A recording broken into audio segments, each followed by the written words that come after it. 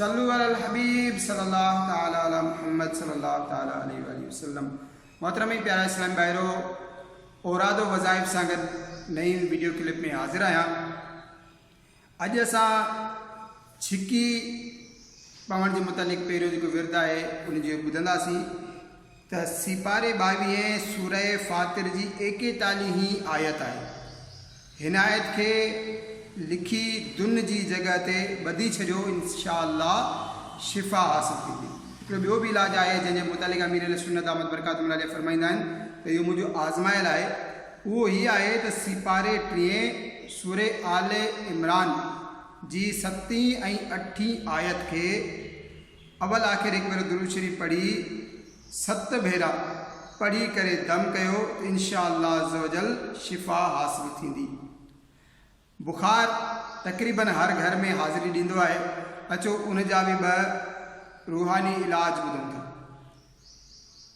जेकॾहिं बग़ैर सीउ जे बुखार हुजे त ही आयत लिखी करे ॻिचीअ में ॿधो ऐं उन्हीअ खे पढ़ी दम करियो। उहा आयत सिपारे 17 सूरह अंबिया जी 69वीं आयत आहे। बिस्मिल्लाहिर्रहमानिर्रहीम। कुलना या नारुकूनी बरदौ व सलामन अला इब्राहीम।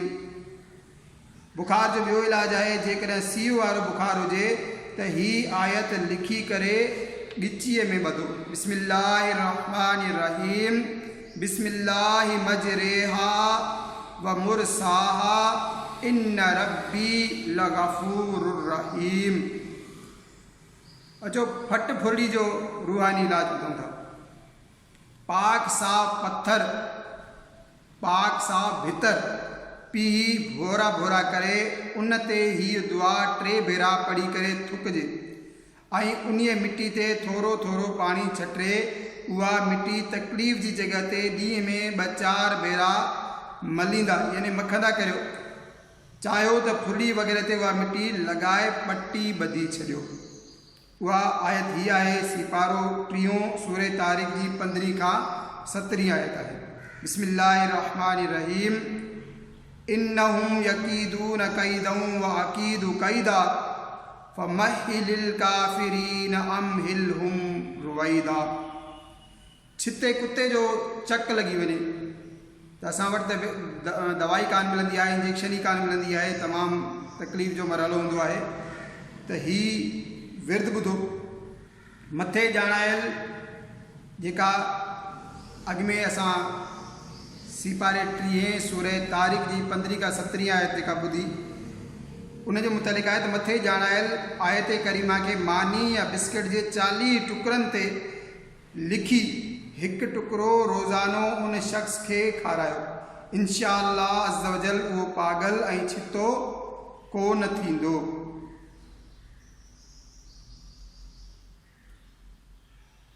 इहो जेको बिस्किट आहे या मानी आहे या कुत्ते खे खाराइणी आहे त उहो छितो न थींदो।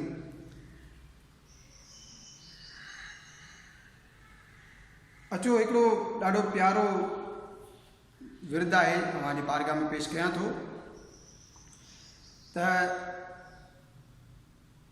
सिपारो 18 सूरह नूर जी 40 आयत आहे। 40 दाणा लौंग खणी हर दाणे ते 7 भेरा हिन आयत खे पढ़जे ऐं जंहिं ॾींहुं औरत माहवारीअ खां पाक थी गुस्ल करे उन ॾींहं खां हिकु दाणो लौंग रोज़ानो सुम्हण महिल खाइणु शुरू करे ऐं उन मथां पाणी न पीए ऐं उन्हीअ विच में मुड़ुस खां ज़रूरु परे रहे। इंशाअल्लाह अज़्ज़ वजल औलाद थींदो।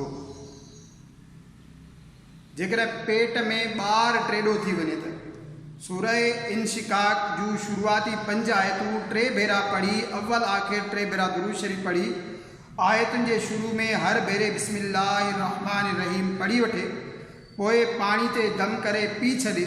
रोज़ानो ही अमल कंदी रहे, वक़्त ब वक़्त उन्हनि आयतुनि जो विर्द कंदी रहे। ॿियो को बि दम करे ॾेई सघे थो।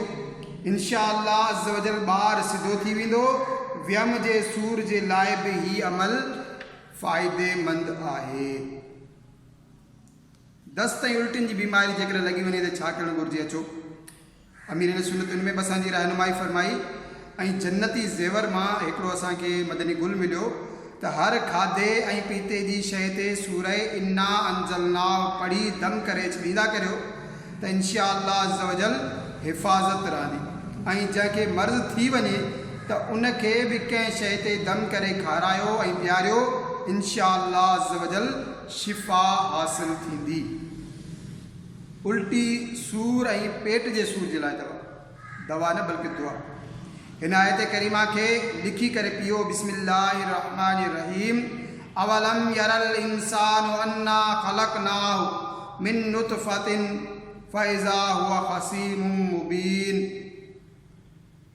उज़वन में सूर हुजे, नमाज खां पोइ 7 भेरा सीपारे 28 सूरह हशर जी 1